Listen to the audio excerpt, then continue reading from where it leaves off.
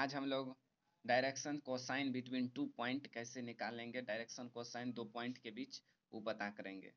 एक ठो लाइन ले लेते हैं जिसमें दो पॉइंट, जिसमें एक का ए पॉइंट का कोऑर्डिनेट x1 y1 और z1, दूसरा पॉइंट बी जिसमें बी का कोऑर्डिनेट x2 y2 और z2। डायरेक्शन कोसाइन निकालने के लिए direction cosine of A B are x2 minus x1 upon A B comma y2 minus y1 upon A B comma z2 minus z1 upon A B, जिसमें A B is equal to the distance between two point. 3D में distance के लिए जो सूत्र है यहाँ पर A B लिख देंगे x2 माइनस x1 का whole square plus y2 minus y1 का whole square plus z2 minus z1 का होल स्क्वायर। इस तरह से किसी दो पॉइंट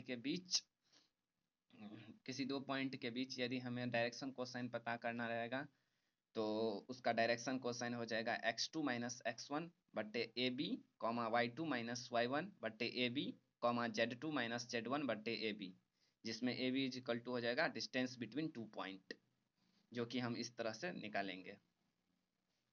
अब हम लोग direction cosine of a line क्या होता है वो पता करेंगे। Direction ratio of a line are the direction ratio of a line are the numbers which are proportional to the direction cosine। Direction cosine को हम शॉर्टकट में डीसी भी लिखते हैं और डायरेक्शन रेशियो को हम शॉर्टकट में डीआर भी लिखते हैं। डायरेक्शन रेशियो एक वह नंबर होता है जो डायरेक्शन कोसाइन का प्रोपोर्शनल हो। जैसे यदि if LMN are the direction cosine are the DC and ABC A, B, C are the direction ratio को शॉर्टकट में dr, then L is equal to हो जाएगा A upon root under A square plus B square plus C square.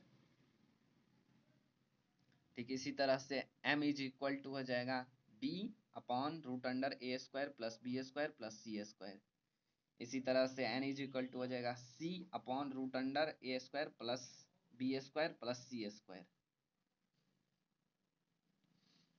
और यहाँ से यदि हमें A B C का मान निकालने के लिए बोलेगा तो A is equal to L into root under A square plus B square plus C square से हम A का मान निकालेंगे। इसी तरह से B का भी हो जाएगा M into root under A square plus B square plus C square, और C is equal to N into root under A square plus B square plus C square. Direction ratio ABC हम इसी तरह से निकाल लेंगे। और direction cosine किसी भी दो पॉइंट के लिए हमें इस सूत्र का उपयोग करना पड़ेगा।